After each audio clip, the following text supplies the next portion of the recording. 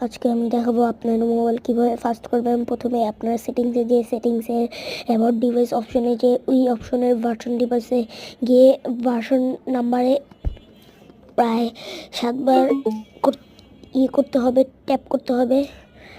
তারপর আপনারা চলে যাবেন সার্চ অপশনে গিয়ে ট্যাপ করবেন ডেভেলপার অপশন। তারপরে আমি যা যা করতে থাকবো তাই আপনারা ফলো করবেন। আর এই দেখুন আমি কি করছি তাই ফলো করতে থাকবেন। তো আমরা এখানে গিয়ে ডেভেলপার শুনে যে যা যা করছি তাই হবে।